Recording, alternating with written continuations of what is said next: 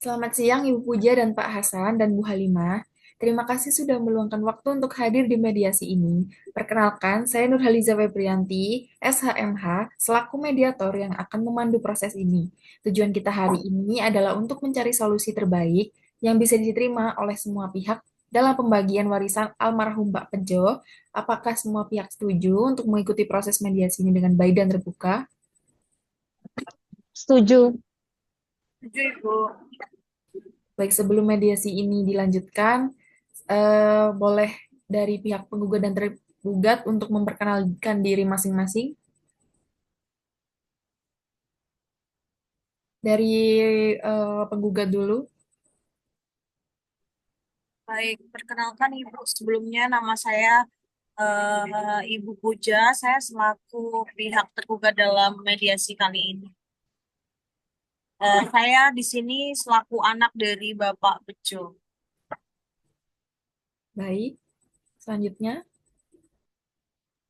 Baik, saya Pak Hasan dan Bu Halimah yang dimana pada mediasi ini saya sebagai tergugat dan saya orang tua dari almarhum Pak Bejo.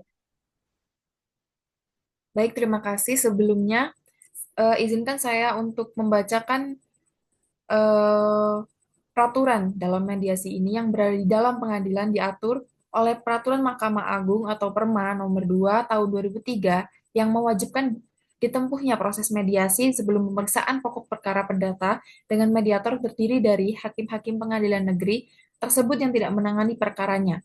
Penggunaan mediator hakim dan penyelenggaraan mediasi di salah satu ruang pengadilan tingkat pertama tidak dikenakan biaya. Proses mediasi pada dasarnya tidak terbuka untuk umum kecuali para pihak menghendaki lain. Baik, sebelum kita mulai, saya ingin mendengar pandangan dari masing-masing pihak mengenai permasalahan ini. Mungkin kita bisa mulai dari Ibu Puja terlebih dahulu ya. Silakan Bu Puja. Baik Ibu, jadi sebelumnya seperti ini. Kan memang saya ini selaku anak kandung daripada Bapak Bejo itu sendiri. Nah, saya ini sebelum Bapak Bejo itu meninggal dunia, saya mengetahui bahwasanya bapak saya ini memiliki tanah yang mana tanah itu terletak di kurang lebih Jalan Soekarno-Hatta situ Ibu.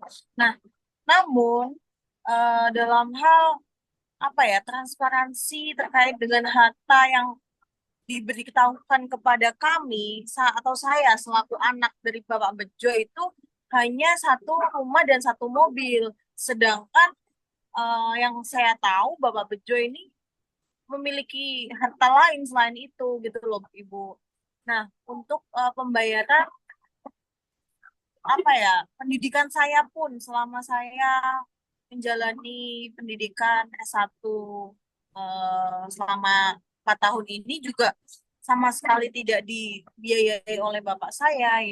Jadi ya saya sekalian mau minta apa ya ibaratnya penggantian dana itu kan tanggung jawab dari eh, Bapak Bejo selaku orang tua. Yang mana mengapa kok malah harta bapak saya ke bapak kandung saya sendiri malah di ini ya Ibu ya kayak disembunyikan ya tidak ada transparansi akan hal tersebut seperti itu. Begitu, terima kasih Bu Puja. Sekarang, apakah Pak Hasan dan Bu Halimah ingin menanggapi? Iya Bu, saya ingin menanggapi atas yang disampaikan oleh Ibu Puja atau ya cucu saya. Dari saya sendiri, ketika almarhum anak Pak Bejo itu meninggal, saya hanya dititipi kunci rumah satu, dua kunci mobil, dua buku tabungan, sama satu safe deposit box. Jadi saya tidak menerima entah itu harta lain, tanah ataupun tabungan untuk untuk puja. Jadi saya juga sendiri di sini bingung gitu atas apa yang disampaikan oleh Bu Puja karena yang saya terima itu hanya yang tadi saya sebutkan begitu. Dan saya juga memahami perasaannya Bu Puja karena kan ditinggal oleh anak saya. Tapi untuk masalah tanah yang disebutkan tadi saya tidak menerima hal tersebut. Karena yang saya terima hanya yang tadi yang saya sebutkan, satu kunci rumah, dua kunci mobil, dua buku tabungan, sama satu safe deposit box. Itu saja, Ibu. Baik, terima kasih Pak Hasan dan Bu Halimah. Jadi dari kedua pihak ini saya melihat bahwa Bu Puja memiliki tuntutan atas biaya kuliah ya, dan merasa ada aset lain yang mungkin disembunyikan. Sementara Pak Hasan dan Bu Halimah merasa bahwa mereka sudah transparan dengan apa yang mereka pegang. Apakah kedua pihak memiliki bukti yang dapat mendukung klaim-klaim tersebut ini? Bagaimana Ibu Puja? Baik, sebelumnya kan memang saya ini kalau ngomong juga, ya memang kalau terkait dengan sertifikat ya saya nggak tahu ya Ibu mediator, karena memang saya tidak tinggal satu rumah dengan nenek dan kakek saya pun dengan bapak kandung saya. Namun saya memiliki saksi yang bisa menguatkan argumen saya tadi. Terkait dengan sertifikat kan ya memang kalau misal memang mau disembunyikan ataupun apa ya saya ya nggak tahu. Tapi kalau letak tanah itu di mana ya saya mungkin bisa menunjukkan nanti apabila eh, nenek dan kakek saya itu pengen mengetahui lah. Maksudnya kayak semisal mereka mau beralibi apapun, saya ada saksinya kok. Bagaimana tanggapannya Pak Hasan?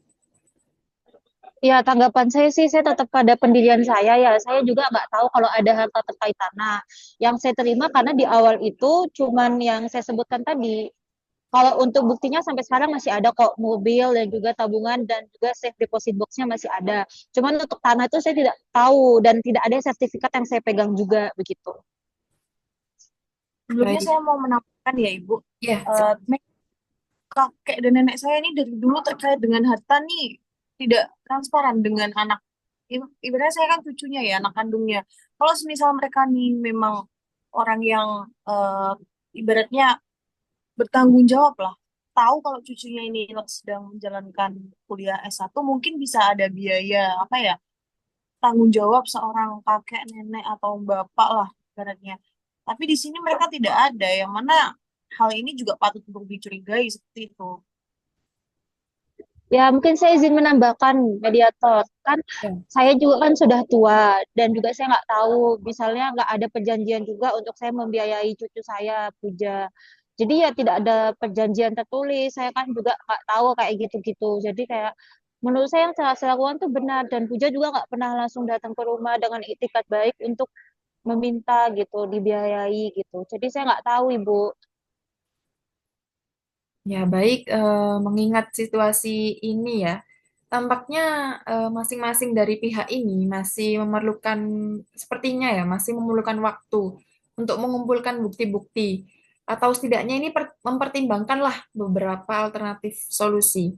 Apakah kedua pihak ini sepakat untuk menunda mediasi ini sementara waktu, sehingga masing-masing bisa kembali dengan mempertimbangkan yang lebih matang begitu? Bagaimana?